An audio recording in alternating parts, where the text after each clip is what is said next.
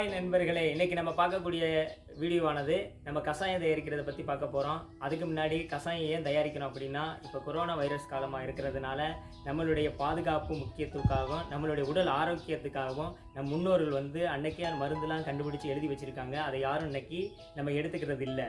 அதனால் நம்ம என்ன செய்கிறோம்னா, இப்போ பாரம்பரியத்தை தோண்டி எடுத்து அந்த பாரம்பரியத்தில் இருக்கக்கூடிய மருந்து வகைகளை நம்ம பின்பற்றி கொஞ்சம் மருந்து எடுத்துக்கிட்டோம்னா நம்ம உடல் ஆரோக்கியமாக இருக்கும்.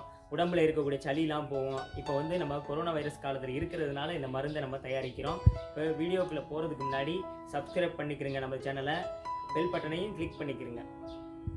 வீடியோக்குள்ளே போகலாம்.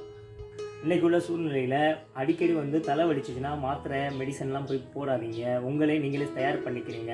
பெரும்பாலும் தலை வலிக்குது அப்படின்னா டாக்டர்லாம் முறையெல்லாம் எடுத்துக்கிட்டே இருக்காதீங்க. அடிக்கடி மாத்திரைகள்லாம் தூக்கிட்டு தெரியாதீங்க. உங்களுடைய தலை வலிச்சிச்சுன்னா அதுக்கு தக்கன அது என்ன இதுன்னு நம்மளுடைய உடல்நிலை மாற்றத்துக்கு தக்கன தான் தலைவலி வரும். அதுக்காக ரொம்ப தலைவலி சளி அதிகமாக இருக்குது அப்படின்னா நம்ம என்ன செய்யணும் அப்படின்னா, தலை பாரமாக இருந்துச்சுன்னா பிளாஸ்டிக் எடுத்துக்கோங்க. அதை தலையில் வச்சு கொஞ்சம் நேரம் வச்சுருந்தீங்கன்னா அந்த தண்ணி வேர்வை பிடிச்சி அது வெளியாயிரும்.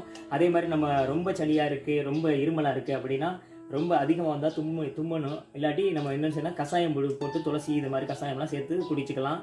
உடம்புக்கு பொருட்கள் கற்பூரவள்ளி, வெத்தலை, இஞ்சி, மிளகு, துளசி இவையெல்லாம் எடுத்துக்கிறணும். இதில் இஞ்சி மிளகு மட்டும் இடிச்சுக்கிறணும். எப்படி செய்யலாம்னு பார்க்கலாம் வாங்க.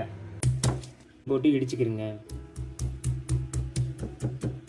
இந்த பானை எடுத்து அதில் இஞ்சி மிளகு இடித்ததை போட்டிருக்கேன். அதில் கொஞ்சம் தண்ணி ஊற்றிக்கிறங்க. இப்போ கொஞ்சம் வேக விட்றோம். இப்போ அதோட கற்பூரவள்ளி, துளசி, மிளகு, இஞ்சி எல்லாமே போட்டாச்சு. இப்போ கொதிக்கிற வரையும் நம்ம வெயிட் பண்ணுவோம்.